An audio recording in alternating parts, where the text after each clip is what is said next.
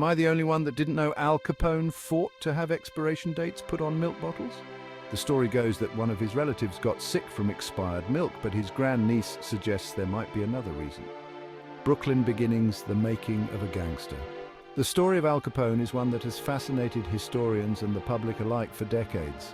His rise from humble beginnings to becoming one of the most notorious gangsters in American history is a tale of ambition, ruthlessness, and the harsh realities of early 20th century urban life. Al Capone, the very name, evokes images of pinstripe suits, Tommy guns, and a brutal era in American history.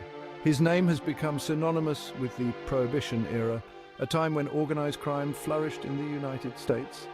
Born in 1899 to Italian immigrant parents in Brooklyn, New York, his early life was a far cry from the luxury and violence he would come to embody. His parents, Gabriele and Teresa Capone, had emigrated from Italy in search of a better life, but the reality they found was one of hardship and struggle. He was the fourth of 9 children, growing up in a crowded tenement building. These tenements were often cramped, unsanitary, and filled with the noise and chaos of large families living in close quarters. The Capone family, like many others, faced daily challenges just to make ends meet. Life was hard, and the streets of turn-of-the-century New York were a tough training ground. The neighborhood was a melting pot of cultures and a breeding ground for crime, with gangs and street violence being a common part of daily life. Gabriele Capone, Al's father, once said, "Life was tough and we did our best to provide for our children, but the streets were unforgiving. We worked long hours, but it was never enough." The children had to grow up fast and learn to fend for themselves. Even as a young boy, Capone displayed a volatile temper and a rebellious streak. He was known to get into fights and had little respect for authority. This behavior set him apart from his peers and hinted at the path he would eventually take. He chafed under the strict rules of his Catholic school and was expelled by the 6th grade for striking a teacher. This expulsion marked a turning point in his life, pushing him further towards the streets and away from any semblance of a conventional upbringing. The lure of the streets proved too strong, and Capone soon fell in with a local gang, the Brooklyn Rippers. These gangs were more than just groups of delinquents. They were organized entities with their own codes and hierarchies. He ran errands, participated in petty thefts, and learned the brutal realities of street life. These early experiences taught him the importance of loyalty, the power of fear, and the value of quick thinking. It was during this time that Capone met Johnny Torrio, a local mobster who would become his mentor and guide him into the world of organized crime. Torrio saw potential in the young Capone, recognizing his intelligence and ambition. Torrio recognized Capone's intelligence, ruthlessness, and ambition, and he took him under his wing. Under Torrio's guidance, Capone began to understand the intricacies of organized crime, learning how to navigate the dangerous waters of the criminal underworld. Under Torrio's tutelage, Capone honed his skills as an enforcer, carrying out beatings and intimidation for hire. These tasks were not for the faint of heart, and Capone's willingness to do whatever it took to get the job done earned him a fearsome reputation. By his early 20s, Capone had accumulated a string of arrests for assault, theft, and disorderly conduct. Each arrest added to his notoriety and solidified his status as a rising star in the criminal world. He was a rising star in the New York underworld, but his true destiny lay elsewhere. The opportunities in New York were limited, and Capone's ambitions were too large to be confined to one city. In 1918, Torrio, seeking new opportunities, relocated to Chicago, and Capone would soon follow, forever altering the landscape of American crime. Chicago, with its booming economy and rampant corruption, offered the perfect environment for Capone to expand his criminal empire and cement his legacy as one of the most infamous gangsters in history. Chicago calling Capone's rise to power. Chicago in the 1920s was a city on the brink, teetering between prosperity and lawlessness. The city was a melting pot of cultures, with immigrants from all over the world seeking a better life. Yet beneath the surface, a darker undercurrent was brewing. The advent of Prohibition in 1920, which outlawed the manufacture and sale of alcohol, proved to be a goldmine for gangsters like Johnny Torrio. The law intended to curb alcohol consumption instead created a lucrative black market. Torrio, now a lieutenant in the Chicago outfit, summoned his protege Al Capone to join him in this burgeoning criminal empire. Capone, a young man with a fierce ambition and a knack for violence, was eager to seize the opportunity. Capone, eager to prove himself, quickly rose through the ranks of the Chicago outfit. His charisma and ruthlessness made him a natural leader, and he soon became Torrio's right-hand man. His brutal efficiency and willingness to use violence to eliminate rivals quickly made him Torrio's most trusted enforcer. Capone's reputation for brutality spread quickly, and he became both feared and respected in the criminal underworld.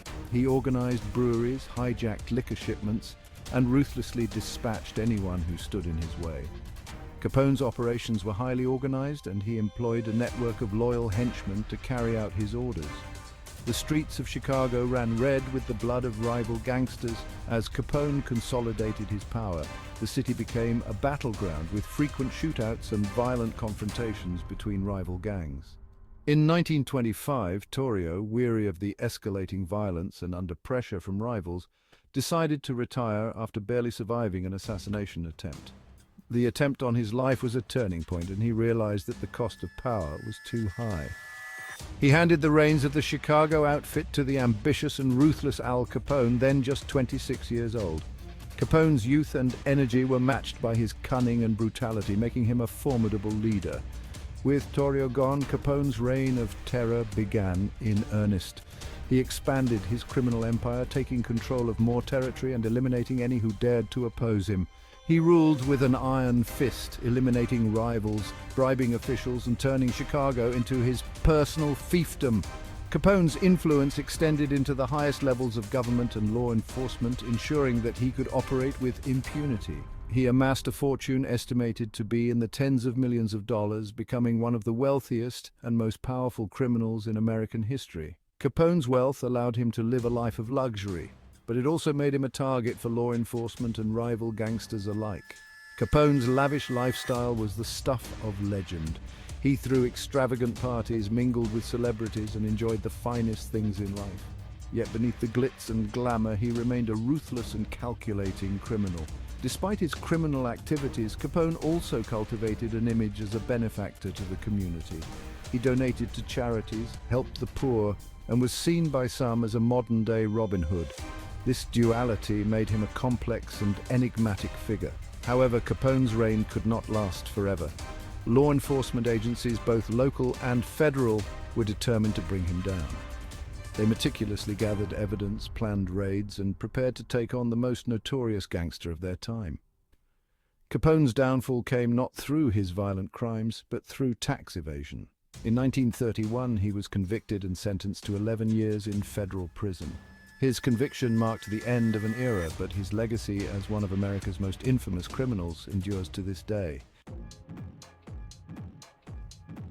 The business of bootlegging, profits, and violence. Under Capone's leadership, the Chicago outfit's primary source of income was the illegal production, transportation, and sale of alcohol. Bootlegging was a multi-million-dollar industry, and Capone controlled a vast network of breweries, speakeasies, and distribution routes.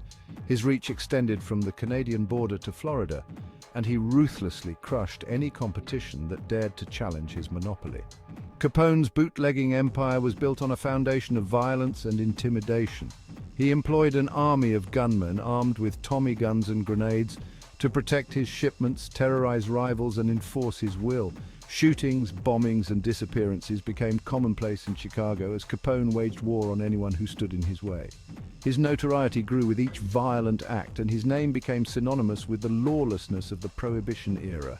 Newspapers dubbed him Scarface, a nickname he despised, after a bar fight left him with a distinctive facial scar. Despite the negative attention, Capone seemed to revel in his infamy, cultivating a public persona that oscillated between ruthless gangster and benevolent benefactor. The St. Valentine's Day Massacre, a Bloody Valentine. On February 14, 1929, the streets of Chicago were stained with the blood of 7 men in an event that would forever cement Al Capone's place in criminal history, the St. Valentine's Day Massacre. This brutal event was not just another gangland killing, it was a calculated move in the violent chess game between two of Chicago's most notorious criminal organizations. The massacre was the culmination of a long-running feud between Capone's Chicago outfit and the rival North Side gang, led by George "Bugs" Moran. This rivalry had been brewing for years, with both sides vying for control over the lucrative bootlegging operations that had sprung up during Prohibition. On that fateful morning, 4 men dressed as police officers entered a garage on Chicago's North Side, where members of the North Side gang were known to congregate. The gang members, thinking it was a routine police raid, complied with the orders to line up against the wall. The police officers lined the 7 men against the wall and then, without warning, opened fire with submachine guns, pumping over 70 bullets into their victims. The scene was one of utter carnage, with blood and bullet casings littering the floor. The massacre shocked the nation with its brutality and brazenness. News of the massacre spread like wildfire, and the public was horrified by the sheer scale of the violence. It was a stark reminder of the lawlessness that had taken hold of Chicago. Although Capone was never directly linked to the crime, it was widely believed that he had ordered the hit on Moran. The massacre was seen as a strategic move to eliminate his biggest rival and consolidate his power in the city. The massacre backfired, however, as public opinion turned against Capone and his grip on the city began to weaken. The public, once fascinated by the glamorous gangster lifestyle, began to see Capone for what he truly was, a ruthless and dangerous criminal. The St. Valentine's Day massacre marked a turning point in Capone's reign. It was a moment of reckoning, as the full weight of his actions began to catch up with him. The massacre had not only failed to eliminate his rival, but had also drawn unwanted attention from law enforcement. The federal government, under pressure to act against the escalating gang violence, stepped up its efforts to bring Capone to justice. The massacre had highlighted the need for a more aggressive approach to tackling organized crime, and Capone became the prime target. While they struggled to find evidence linking him to murder and racketeering, they eventually found a more insidious charge that would bring down the mighty gangster tax evasion. It was a charge that seemed almost mundane compared to his other crimes, but it was enough to finally bring an end to Capone's reign of terror.